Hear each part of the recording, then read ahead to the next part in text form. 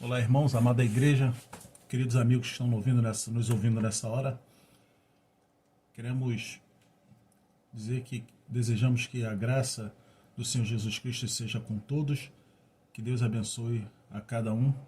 E vamos para a nossa meditação de hoje, que se encontra em Mateus, capítulo 6, verso 9 ao verso 10. E diz assim a palavra do Senhor: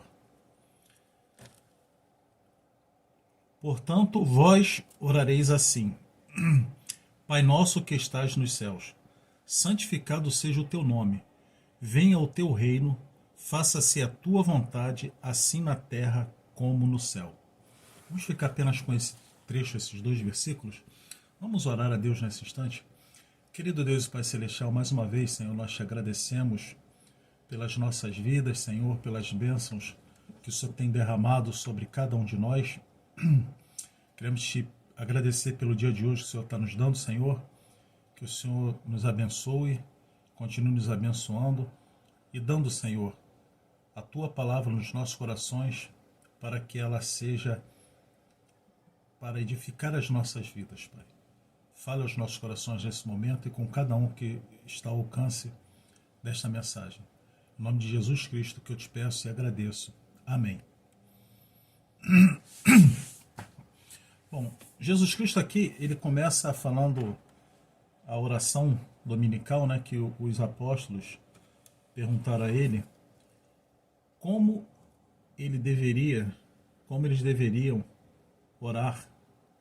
E Jesus fala lá no início que eles não deveriam usar de vãs repetições, não deviam orar em praça pública para serem apreciados pelos outros, para poderem serem vistos pelos outros, mas sim ter uma comunhão com Deus, um momento em que tivesse ali conversando com Deus. Então a oração é um diálogo da pessoa com Deus, é uma conversa com Deus, onde nós podemos falar com Deus e também ouvirmos a voz de Deus na oração, porque Deus fala aos nossos corações. E Jesus começa ali, ele fala para nós iniciarmos a oração falando assim: Pai nosso que estás no céu. E se ele já ficasse só nessas 6 palavras, a oração já estaria completa, porque olha o poder de você poder chamar Deus de Pai. Jesus está nos dando, eu não diria direito, mas esse privilégio de podermos nos dirigir a Deus e chamar a Deus de Pai. Então, Pai nosso que estás no céu. Olha que maravilha. Jesus veio para nos ligar com Deus e ele fala que nós agora podemos chamar Deus de Pai. E Jesus acrescentou a essa expressão Pai Nosso, né, o que estás no céu. Por quê? Porque quando ele fala ali que nós podemos chamar Deus de Pai e é o Pai Nosso que está no céu, esse que está no céu não quer dizer, não está querendo dizer onde Deus está, mas sim uma qualificação de Deus. Porque, veja bem, a palavra Pai é uma definição de Deus, né? E para nós é uma definição imperfeita, porque nós somos imperfeitos, nós somos falhos, nós cometemos falhas. Então, quando nós pensamos no nosso Pai aqui na Terra, com o nosso Pai carnal, nós vamos pensar assim no Pai e vamos ver várias qualidades que esse Pai tem, várias coisas boas que esse Pai tem, e vamos perceber também que ele tem defeitos. Então, quando Jesus fala assim, Pai nosso que estás no céu, é porque se eu pensar em Deus da mesma forma que eu penso no meu Pai, eu vou imaginar um Deus que tem qualidades e tem defeitos. Então, quando ele coloca que está no céu, quer dizer, é a qualidade de Deus, não é o Pai terreno, não é o Pai limitado. Porque quando a gente pensa em céu, né, nós pensamos em céu como sinônimo de perfeição, local onde não há pecado, local onde não há falha, onde não há erro. Não existe limitações, porque Deus é perfeito e se Deus habita o céu, então o céu é um lugar de perfeição. Então por isso essa palavra, Pai nosso que estás no céu. Então é uma qualificação para Deus, que não é um pai comum, é o Deus Criador. E o que eu fico mais admirado é que quando Jesus fala assim, vocês podem orar, se dirigir a Deus, não como aquele Deus distante, aquele Deus que nós imaginamos que está lá longe e que só vem nos visitar quando nós fazemos alguma coisa errada, ou só vem nos visitar quando nós precisamos dele e oramos e talvez ele possa vir. Não, não é isso. É um Pai, é um Deus que está presente na nossa vida. E Jesus garantiu isso quando ele falou, eis que estou convosco todos os dias até a consumação dos séculos. Então quando Jesus fala, Pai nosso que estás no céu, ele está dando essa possibilidade de nós termos essa intimidade com Deus. Não é mais aquele Deus que a gente imagina que é distante. Como os povos no Velho Testamento, né, Deus se manifestava aos profetas e alguns que ele escolhia para poder falar com o povo. Né? E Deus lá no deserto ele se fazia presente na nuvem e no fogo, né, para mostrar a presença de Deus ali. Então hoje nós temos esse Deus presente na nossa vida. Né? Quando pensamos no termo Pai, logo nós pensamos também em autoridade. Né? Pelo próprio ato de reconhecermos Deus, que é o Pai, nós nos colocamos na posição de filho. Então, quer dizer, aí nós vamos ver que a oração ela não requer apenas uma mera posição de um pedinte a Deus. Eu não vou a Deus só para pedir. Eu estou me colocando na presença de Deus como filho. Então, por isso que ele começa com o Pai nosso que estás no céu. Então eu chego diante de Deus como filho. E como filho, eu sei que esse pai tem autoridade sobre mim. Ele é um pai que ele ama e ele tem autoridade. Então eu vou me submeter ao que ele quer. Né? E é assim que nos submetemos à nossa vontade e à dele. Nossos atos são controlados pelo nosso querer. Não são controlados pelo nosso querer, mas pelo dele. Quer dizer, quando eu falo que Deus é meu Pai, eu estou de certa forma assumindo o senhorio de Deus na minha vida. Porque eu sempre gosto de comparar a figura de Deus para com o ser humano, desse relacionamento de pai e filho, de Deus com o homem, da relação, por exemplo, eu com meus filhos. Então eu tenho autoridade sobre meus filhos. Mas não é uma autoridade tirânica, é uma autoridade em amor. Eu supro as necessidades dos meus filhos. Eu mantenho o equilíbrio dentro da casa, lógico, eu com a minha esposa, quando eu falo aqui pai, a figura do pai e da mãe juntos, né? Não vamos esquecer isso, porque é o lar em harmonia. Então existe essa autoridade, existe autoridade em amor. Então eu imagino assim, quando nós temos essa atitude para com Deus, de nos colocarmos diante de filho, eu sei que eu estou debaixo da proteção dele, debaixo do sustento que ele me dá e debaixo da autoridade dele. Então o que ele fala eu vou ouvir, eu vou me submeter à vontade desse Pai, né? E ele é soberano na minha vida. E assim submetemos a nossa vontade a dele. Nossos atos não são controlados, são controlados não pelo nosso querer, mas pelo dele. Nós todos reconhecemos que Deus estabeleceu uma ordem moral. O homem não cria leis, ele simplesmente descobre os mandamentos de Deus. Quando obedecemos esses mandamentos, nós vemos que sua vontade é a nossa paz. Então, a vontade de Deus é que nós estejamos bem. Então, por isso que ele, Pai nosso que está no céu.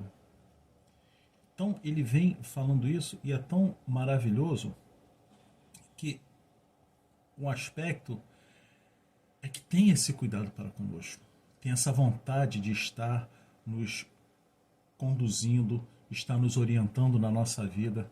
Né? Eu sempre penso assim que o meu filho hoje tem 26 anos, outra menina, a garota tem 22, mas quando eles eram crianças, então eu tinha que acompanhar, nós tínhamos que acompanhar cada passo deles, cada passo, para que eles pudessem fazer a coisa certa. Quando eles aprendiam a falar, aprendiam a andar, aprenderam a falar, a andar, aprenderam começaram a estudar. Então nós acompanhávamos ali, nós orientávamos o que eles deviam fazer. Hoje eles não precisam tanto dessa orientação porque já estão adultos, já têm um norte na vida deles, já sabem o que fazer, mas nós sempre seremos como crianças na mão de Deus, diante de Deus. Então esse pai é esse sentido. Eu olho para Deus e eu vejo um pai que ele me sustenta, eu vejo um pai que ele cuida de mim, eu vejo um pai que ele tem autoridade sobre mim e eu sei que a vontade dele é melhor do que a minha.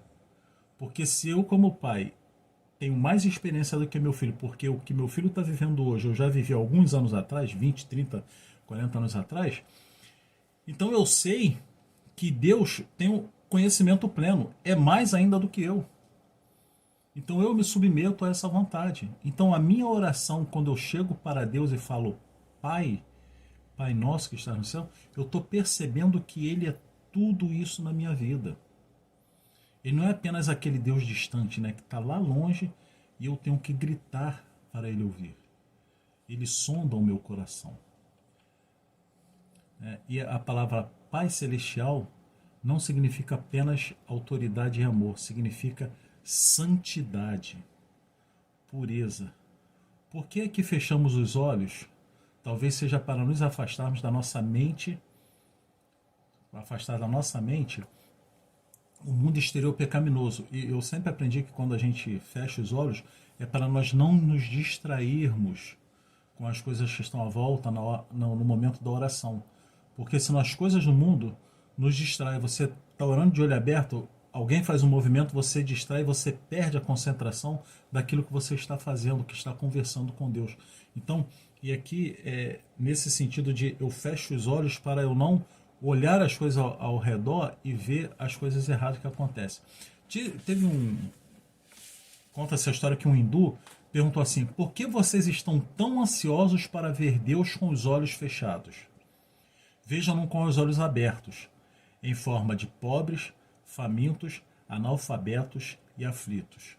Então esse hindu está falando, quando você orar, você não vai conseguir enxergar Deus de olho fechado, você tem que enxergar Deus com os olhos abertos, porque a Bíblia nos ensina isso.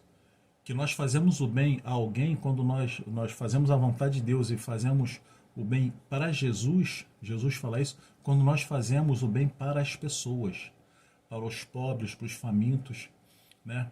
Então, quando dizemos pais, estamos reconhecendo nossa filiação a Ele, mas também reconhecendo nossa ligação com os irmãos. Então, a expressão Pai Nosso que estás nos céus. Então, Ele não é um Pai que é só meu. Ele é um Pai de todo aquele que aceitou a Jesus Cristo e foi feito Filho de Deus pelo nome de Jesus.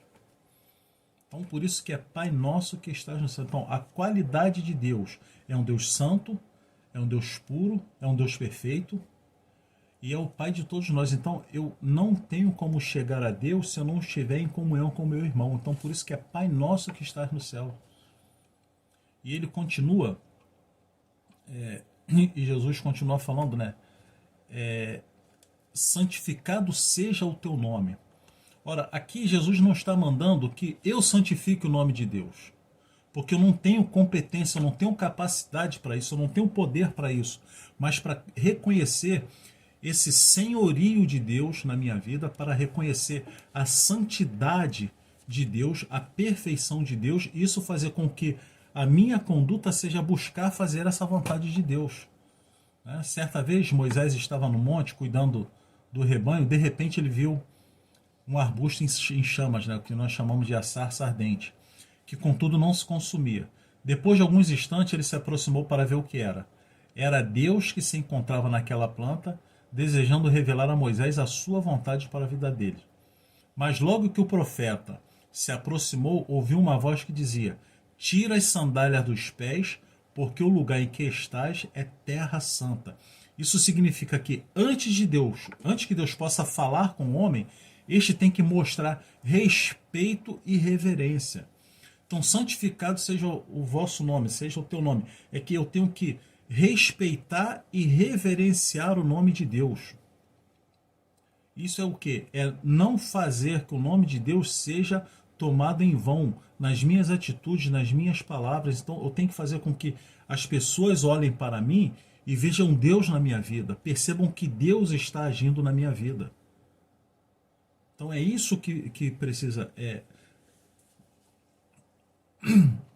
Quando ele fala aqui, né, que nós devemos, santificado seja o teu nome. Santificar o nome de Deus é reverenciar o nome de Deus. É deixar Deus ser uma presença constante na nossa vida. E as pessoas perceberem isso. Porque eu não tenho como eu fazer alguma coisa para Deus ser santo. Eu não tenho como fazer alguma coisa para Deus ser perfeito. Porque tudo aquilo que acontece na minha vida é obra de Deus. Então, o que eu tenho que fazer é perceber e fazer com que esse Deus seja visto através de mim, com as minhas atitudes, com o meu testemunho no mundo. Quando eu demonstro amor para com as pessoas, quando eu sou misericordioso, quando eu perdoo, quando eu trato bem as pessoas, quando a gente faz o bem que a gente quer que façam a nós e nós fazemos às outras pessoas, as pessoas enxergam Deus em nós. Então, santificado seja o teu nome. E a outra parte que Jesus fala, né, o terceiro ponto, é venha o teu reino. Venha o teu reino é o segundo item da oração que ensinou. A palavra reino é um pouco estranha aos nossos ouvidos, porque a gente está muito acostumado assim com a nossa política, né, com o presidente, o governador, o prefeito, vereador, deputado, senador. Então, quando fala reino, a gente não tem uma percepção real do que quer dizer essa palavra reino. Venha o reino, né? Temos que lembrar, porém, que, em certo sentido, o reino de Deus já veio. Por quê? Porque as leis de Deus regem o mundo. O mundo é guiado pelas leis de Deus. Por exemplo, uma das leis que nós podemos ver que Deus estabeleceu, a lei da gravidade. Não existe como uma pessoa chegar e falar assim, eu não acredito na lei da gravidade. Ela não existe. Aí ela vai e pula do segundo andar de um prédio. O que vai acontecer? Ela vai quebrar a lei da gravidade? Não. A lei da gravidade é que vai quebrá-la. Então não existe como. Porque então o reino de Deus já está estabelecido. Porque as leis já estão estabelecidas, as leis de Deus. Deus já estabeleceu o seu reino sobre a terra. Isso significa a supremacia das suas leis e do seu domínio. Seu reino está aqui agora, quer queiramos ou não. Ele domina sobre nós, como disse o profeta do passado. Ezequiel falou, né? A alma que pecar, essa morrerá. Ora, se erra e morre é porque Deus está dominando sobre a terra. Deus estabeleceu o seu reino sobre a terra e a supremacia das suas leis e do seu domínio. Não existe nada que aconteça no mundo que não passe pela vontade de Deus. Não existe nada que aconteça no mundo que Deus não determine ou interfira naquilo ali. Não tem como. Ou Deus é o Senhor, ou Ele não é. Então, como eu creio na Bíblia, que a Bíblia diz que Deus é soberano, é o Senhor de todas as coisas, é o Criador de todas as coisas, e dele surgiram todas as coisas, na minha concepção, no meu entendimento, que a Bíblia diz, todas as coisas que acontecem está debaixo da soberania de Deus, está debaixo da ordem de Deus. Aquilo que Deus determinar vai acontecer. Por isso que às vezes muitas pessoas ficam assim, preocupadas com pandemia, com doenças. Eu também me preocupo, não vou dizer que não me preocupo, né? Mas eu sempre coloquei na minha mente uma coisa desde o início. Todo cuidado que a gente tem que ter, né, com saneamento de lavar a mão e usar máscara como as autoridades determinam, nós temos que estar sujeitos a isso. Mas sempre coloquei na minha cabeça o seguinte, eu só vou ficar doente e só vou morrer quando Deus quiser que isso aconteça. Ora, isso não quer dizer que eu vou viver de qualquer jeito e não vou me cuidar. Não, vou me cuidar, vou tomar os cuidados que nós temos que cuidar, como nós vamos a médico, fazemos exames e fazemos exames preventivos. Isso faz parte da nossa vida e nós devemos fazer isso, porque Deus também é o Senhor da ciência. É Ele que dá o conhecimento aos cientistas, o conhecimento aos médicos para poder tratar das doenças. Então, nós temos que olhar para Deus como o Senhor da história e saber que Ele vai tomar conta da minha vida. Então aqui fala, Pai nosso que está no céu, santificado seja o teu nome. Venha o teu reino. Quer dizer, eu quero promover o reino de Deus na terra como? Sendo exemplo. Mostrando para as pessoas quem é Deus. Com palavras, com atitudes. Eu não gosto muito de algumas frases feitas, né? Respeito quem usa, mas como a pessoa falava assim, pregue o evangelho, se possível for, até com palavras. Quer dizer, como se só as minhas atitudes pregariam o evangelho. Não, eu tenho que pregar o evangelho com atitudes e palavras. Porque pregar é isso, pregar é falar, é proclamar. É falar daquilo que Jesus fez na nossa vida, a transformação que Deus fez na nossa vida. Então, quando eu mostro para o mundo o que Deus fez na minha vida, eu estou participando do estabelecimento do reino de Deus. Venha o teu reino, seja feita a vossa vontade, assim na terra como no céu. Né? Faça-se a tua vontade, assim na terra como no céu. Jesus disse, seja feita a tua vontade, assim na terra como no céu. Em que pensamos quando a palavra céu vem à nossa mente? Aí vem aquele negócio, local de santidade, de perfeição, onde Deus habita. Jesus disse a vontade de Deus para nós, antes que possamos dizer, seja feita a sua vontade, temos que crer que ela é a melhor coisa para nós. Muitas vezes nós nos preocupamos com as situações imediatas, aquilo que está acontecendo agora, qual o problema que eu estou passando agora, mas Deus está olhando a nossa vida como um todo, e às vezes o problema que eu estou passando agora vai fazer com que eu me fortaleça no futuro. O problema que eu passei lá no passado, passei no passado, para ser uma redundância, mas aquilo que eu passei no passado, aquelas experiências que eu tive no passado, me ajudam hoje a não cometer os mesmos erros do passado e a ajudar pessoas que estão passando pelos mesmos problemas ou problemas parecidos. Então, isso é que faz com que nós cresçamos e saber que esses problemas também estão debaixo da vontade de Deus. Faça-se a tua vontade assim na terra como no céu. Então, quer dizer, eu tenho que estar sujeito à vontade de Deus, eu tenho que me submeter a essa vontade. Pai nosso que estás no céu, santificado seja o teu nome e seja feita a tua vontade, assim na terra como no céu. Eu tenho que ter o desejo que a vontade de Deus na terra seja feita da mesma forma que acontece no céu. Porque no céu não tem como não fazer a vontade de Deus, porque os anjos estão na presença constante de Deus, então eles já sabem a maravilha que é e não tem como não fazer a vontade de Deus. Então eu quero que essa vontade plena de Deus seja feita na minha vida para ser feita na terra. Seja feita a tua vontade assim na terra como no céu. A vontade de Deus não somente é melhor para nós, ela também se encontra ao nosso alcance. Quer dizer, existe a possibilidade de nós fazermos. Deus nunca vai mandar nós fazermos alguma coisa ou vai nos dar um mandamento que nós não temos condição de cumprir, de fazer. Então tudo aquilo que Deus determina que é pecado e que destrói a nossa vida é porque existe a possibilidade de eu não praticá-lo. Um exemplo assim, deixa eu dar um exemplo bem absurdo. Deus jamais poderia falar assim, não respire durante 5 minutos durante o dia. Ele jamais faria isso. Por quê? Porque não existe a possibilidade do homem não respirar. Ele só para de respirar quando morre. Então tudo aquilo que Deus manda fazer, amar ao próximo, não roubar, não matar, honrar a Deus, honrar a pai e mãe, né, fazer sempre a vontade de Deus, quando ele fala isso é porque eu tenho a condição de decidir fazer isso. Eu tenho essa possibilidade. Deus não manda eu fazer nada que esteja além, acima do meu alcance, acima da minha capacidade. Ele não faz isso com ser humano nenhum. Quando ele falou para Adão lá que de toda a árvore do paraíso ele poderia comer e falou que apenas do fruto do conhecimento do bem e do mal ele não poderia comer, porque Adão poderia viver sem tomar daquele fruto e comer aquele fruto. Não foi uma ordem absurda que Deus deu para Adão. Não, foi uma ordem que Adão poderia cumprir. E assim é na nossa vida hoje.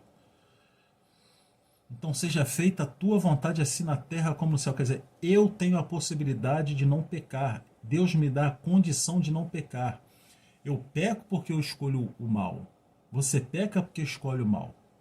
Então, nessa oração do Pai Nosso, Jesus começa a ensinar por aí, para que nós possamos ter isso. Primeiro eu tenho que ter esse entendimento de quem é Deus, buscar fazer a vontade de Deus, honrar a Deus, e aí depois, na segunda parte dessa oração, que nós podemos ver em outro momento, é que ele começa a pedir, falar sobre as suas necessidades. Vê que Jesus começa primeiro falando daquilo que é o meu relacionamento com Deus, para que eu possa me apresentar a Ele para orar.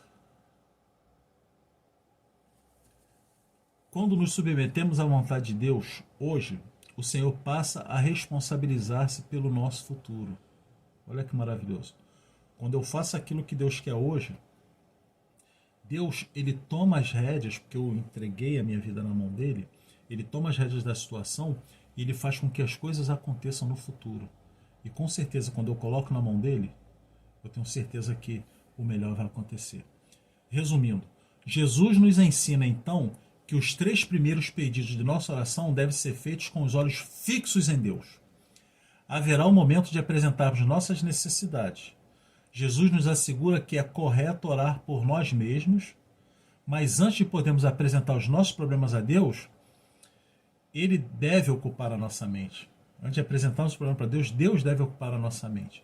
Só então é que estaremos preparados para pedir-lhe bênção para nós. Eu só posso pedir alguma coisa a Deus no momento em que eu sei que esse Deus é o meu Pai